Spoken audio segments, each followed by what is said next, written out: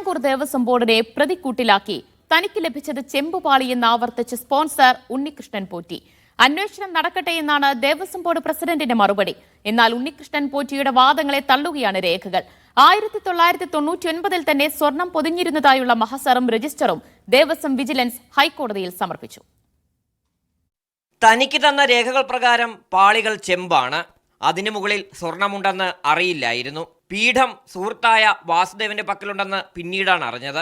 വാസുദേവനെ സംരക്ഷിക്കാനാണ് അത് മറച്ചുവെച്ചതെന്നാണ് ഉണ്ണികൃഷ്ണൻ പോറ്റി പറയുന്നത്. എനിക്ക് തന്ന ഡോക്യുമെന്റ് ചെമ്പെന്നാണ്, മഹസറിനകത്തും അതാണ് രേഖപ്പെടുത്തിയിരിക്കുന്നത്. ഇപ്പൊ ഞാനൊരു സാധനം തരുമ്പോൾ എനിക്ക് തന്നിരിക്കുന്നതിനെ അടിസ്ഥാനപ്പെടുത്തിയല്ലേ എനിക്ക് പറയാൻ കഴിയുള്ളൂ.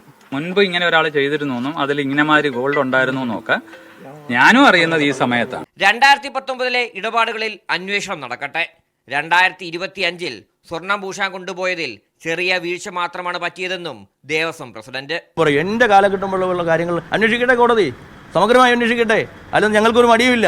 ദേവസ്വം വിജിലൻസ് പിടിച്ചെടുത്ത് ഹൈക്കോടതിയിൽ സമർപ്പിച്ച 1999 രജിസ്റ്ററും മഹസറിലും സ്വർണം പൊതിഞ്ഞു എന്നത് വ്യക്തമാക്കുന്നു.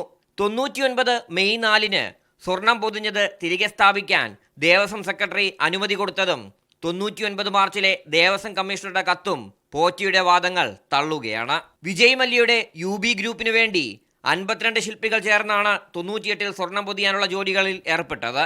അന്ന് സ്വർണം പൊതിഞ്ഞ ജോലി ചെയ്ത ചെന്നൈയിലെ JJN ജ്വല്ലറിയിലെ ജീവനക്കാരൻ മാന്നാർ സ്വദേശിയാണ് ദേവസ്വം വിജിലൻസിന് നിർണായക മൊഴി നൽകിയത്.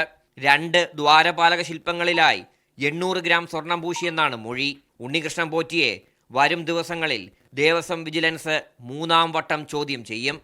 മീഡിയ 1 തിരുവനന്തപുരം.